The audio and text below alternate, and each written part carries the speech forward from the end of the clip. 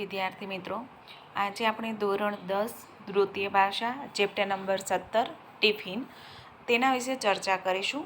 એમના લેખક છે પ્રેમજી પટેલ. પ્રેમજી પટેલનો જન્મ તારીખ 12/2/1955 થયેલો છે. તેમના જીવન વિશે પહેલાં આપણે જોઈએ કે પ્રેમજી સોમાભાઈ પટેલ સાબરકાંઠા જિલ્લાના તલોદ તાલુકાના ખેરોલના વતની છે. તેઓ કોલેજમાં અધ્યાપક તરીકે કાર્યરત હતા. 53ની બારી, અમૃતવર્ષ, સ્પર્શમણી, અવેર, કીડીકથા તેમના લઘુકથા સંગ્રહો છે. લઘુ એટલે કે નાની વાર્તાઓ છે. 14 લોકજણસ, અમીલોક તેમનું સંપાદિત લોક સાહિત્ય છે. મંકોડાની મુસાફરી, નવતર બાળ વાર્તાઓ તેમનું બાળ સાહિત્ય છે. ગુજરાતી જીવનકથાઓ વિવેચન તરફ, ગુજરાતી આત્મકથાઓ તેમના વિવેચન ગ્રંથો છે. આ જે સાહિત્ય પ્રકાર છે ચેપ્ટર 17 ટિફિન, એનો સાહિત્ય પ્રકાર છે લઘુકથા. આપણે પરીક્ષાની અંદર 1 માર્ક્સની અંદર એવો પ્રશ્ન પૂછાય કે ટિફિન કૃતિનો સાહિત્ય પ્રકાર જણાવો, તો એમનો સાહિત્ય પ્રકાર છે લઘુકથા એટલે કે નાની વાર્તા. એમના લેખકનું નામ છે પ્રેમજી પટેલ. અહીંયા લઘુકથામાં એક માર્મિક ઘટના વર્ણવવામાં આવી છે. નાના અને સાદા વાક્યોથી અમસીમાનો પશુપ્રેમ અને તેમની પરોપકારની જે વૃત્તિ છે તે ઉત્તમ આલેખન અહીંયા થયેલું છે. અહીંયા એક નાનકડી એવી વાર્તાની અંદર અમથીમા નામના એક ડોસી છે. એ ડોસીમાને જે પશુ પ્રત્યેનો જે પ્રેમ છે અને પરોપકાર વૃત્તિ પર એટલે કે બીજા પ્રત્યેની જે સહાનુભૂતિ છે તેનું ઉત્તમ આલેખન આ કૃતિની અંદર રજૂ કરવામાં આવેલું છે. જમણવાર પ્રસંગે પ્રૌઢો માટે ટિફિન આવવાનું છે. પ્રૌઢ એટલે કે જે વૃદ્ધ થઈ ગયેલા એમના માટે ટિફિન છે. કોઈ એક પ્રસંગ છે અને એ પ્રસંગમાં જે લોકો ત્યાં જમવા ન જઈ શકે એમના માટે ટિફિનની વ્યવસ્થા કરેલી છે. અહીંયા ધ્યાન રાખજો, ટિફિન જોડણી કઈ રીતે લખાય છે. બંને એની અંદર આગળની માત્રા એટલે કે હસ્વ માત્રા, નાની માત્રા આવે છે. છતાં અમથીમાં રોટલા ઘડતા દેખાય છે, તેથી લેખક અકળાય છે, પરંતુ અમથીમાં જુદી રીતે વિચારે છે. ગાય અને કૂતરી શું ખાશે? અહીંયા અમથીમાં જ્યારે રોટલા કરે છે અને લેખક એમને ત્યાં એનું ટિફિન આપવા માટે આવે છે અને જુએ છે તો અમથીમાં રોટલા કરતા દેખાય છે. એટલે લેખક ગુસ્સામાં આવી જાય છે કે બધાને કહેલું છે કે ટિફિન ઘરે આવી જશે તો શા માટે તમે રોટલા કરો છો? પણ અમથીમાં જે રોટલા કરી રહ્યા છે એમના પાછળનું કારણ કંઈક જુદું છે. એ વિચારે છે કે ગાય અને જે કૂતરું છે એ શું ખાશે? આપણે રોજે જ્યારે રસોઈ બનાવતા હોય તો ગાય માટેની એક રોટલી બનાવતા હોય, કૂતરા માટેની બનાવતા હોય, તો અમથીમાને આજે રસોઈ જો ના બનાવે તો પછી ગાય અને કૂતરાને શું નાખશે? લઘુકથાનો વળાંક ત્યાં છે કે છતે કુટુંબે એકલવાયુ જીવન જીવતા અમથીમા માટે તો આ પશુઓ જ તેમને પોતેકા હતા. એકલવાયુ જીવન જીવવું એટલે કે એકલા જીવે છે, એમની સાથે એમના કોઈ સંતાનો નથી. તો એ એકલવાયુ જીવન જીવે છે અને પશુ પ્રત્યે એમનો અપાર પ્રેમ છે, કારણ કે માણસને પોતાની લાગણી, સહાનુભૂતિ કોઈકને કોઈક આગળ તો વ્યક્ત કરતું હોય છે. ઘણી વખત આપણે કહીએ છીએ ને કે જ્યારે કુટુંબમાંથી આપણને આપણા પૂરતો પ્રેમ આપણને ન મળતો હોય એટલે આપણે બીજી જગ્યાએ પ્રેમ શોધવાના હાવલા મારતા હોઈએ છીએ. અહીંયા જે એકબીજા પ્રત્યે જે પ્રેમ થઈ જાય છે, ભાગી જાય છે, તો એનું કારણ જ એવું હોય છે કે આપણે બાળકને, આપણા સંતાનોને આપણે ઘરમાં પૂરતો પ્રેમ નથી આપતા અને એના કારણે એ પ્રેમ મેળવવા માટે બીજા પાસે ચાહતા હોય છે. તો અહીંયા અમથીમાં છે પોતે એકલા છે તો પોતે એમને ત્યાં રહેતા પશુ જે એમના પ્રત્યે પ્રેમ દાખવે છે. તો આ પશુઓ જ તેમને પોતિકા હતા, કુટુંબી હતા. એક જ પ્રસંગમાં મનુષ્યના સંબંધો સચોટ રીતે પ્રગટ થાય છે, તે આ લઘુકથાની વિશેષતા છે. હવે આપણે કૃતિ ઉપર જોઈએ કે ટિફિન લઈ માંડવીમાં પ્રવેશતા સાદ કર્યો. અમથીમાં એટલે અહીંયા જે કથાના એક લેખક છે એ ટિફિન લઈને અંદર રૂમની એટલે કે જે આપણે દરવાજો હોય મેન ગેટ ત્યાં અંદર પ્રવેશ કરે છે અને બૂમ પાડે છે કે અમથીમાં આય ભાઈ. એમને ધીરેથી અવાજ ડાબી તરફથી આવતો જણાવ્યો. એટલે કે અમથીમાં છે એમના ઘરનો જે અંદર આવવાનો જે પ્રવેશ દ્વાર છે એનાથી ડાબી બાજુ બેઠા કંઈક કરી રહ્યા છે અને ત્યાંથી અવાજ આવ્યો કે આય ભાઈ આવ. ત્યાં ગયો તો રોટલા ઘડવાનું ચાલે, ટપ ટપ ટપ. એટલે લેખક તો એ બાજુ જે દિશામાંથી અવાજ આવે છે એ દિશામાં જાય છે અને જુએ છે તો ત્યાંથી અવાજ આવે છે રોટલા કરવાનો, ટપ ટપ ટપ. આ ડોસી આ જે ટપ ટપ ટપ છે એને રવાનું કાર્ય કહેવાય. રવાનું કાર્ય, ટપ ટપ, ઝરમર એ બધા.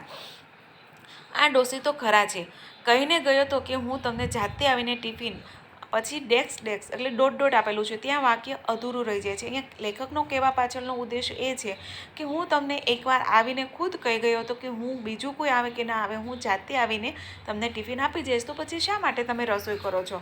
જમણવારની ગમે તેટલી ધમાલ હશે પણ એક દિવસ પૂરતા તો ધુમાડાથી બચે, પણ અમથીમાં જેનું નામ.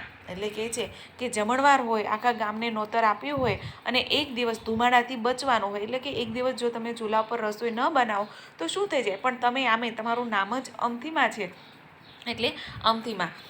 મેં કહ્યું ખરું, માજી કહ્યું તું તો ખરું કે ટિફિન. એટલે લેખક કહે છે મેં માજીને કહ્યું પણ ખરા કે મેં તમને હું આવ્યો ત્યારે કહીને તો ગયો હતો કે માજી હું તમારું ટિફિન આપી જઈશ, તો પછી શા માટે તમે રોટલા કરવા બેઠા?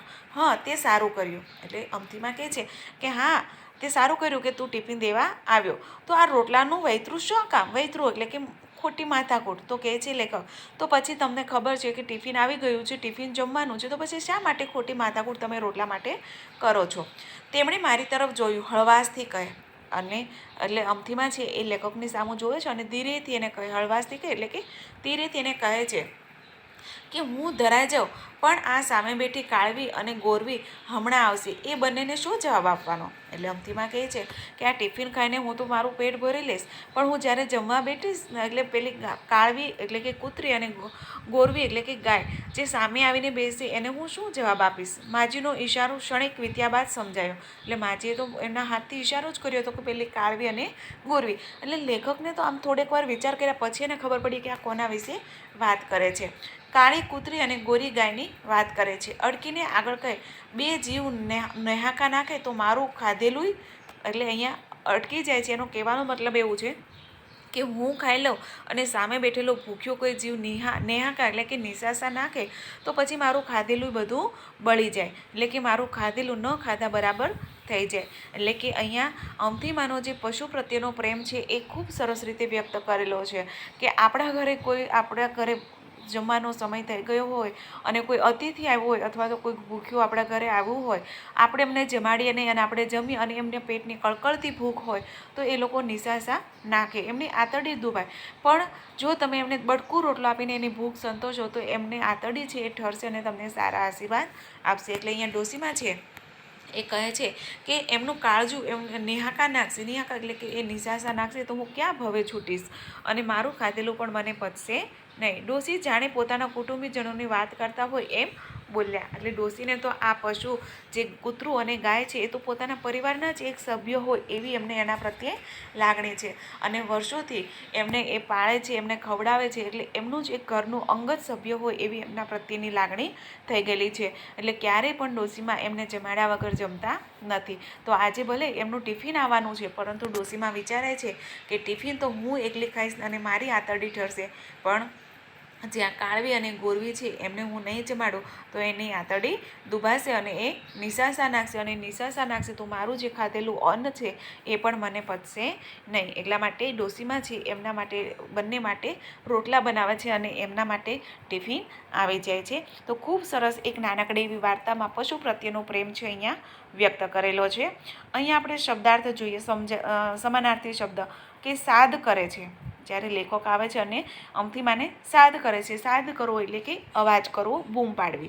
ધમાલ એટલે કે કામ માટે દોડધામ કરવી. ઈશારો કરવો એટલે કે સંકેત કરવો. ધરાઈ જવું એટલે કે તૃપ્ત થવું.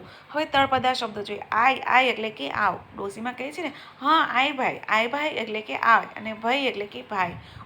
એટલે કે હું અને નોહાકા એટલે કે નિશાસા. વિરુદ્ધાર્થી શબ્દ આપણે જોઈએ કે સમય સવાલ તો જવાબ, દિવસ તો રાત.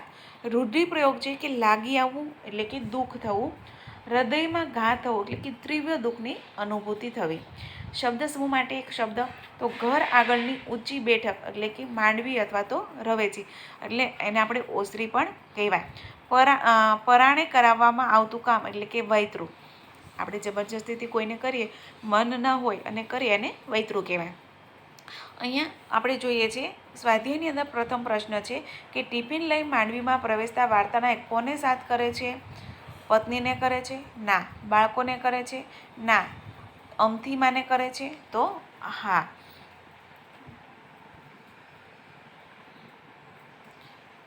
જીવીમાને કરે છે? તો ના. પછી ટિફિન કૃતિમાં ગાય માટે કયો શબ્દ પ્રયોજાય છે. માતા, કામધેનુ, કાળવી કે ગોરવી? તો ગોરવી શબ્દ એના માટે વાપરવામાં આવેલો છે.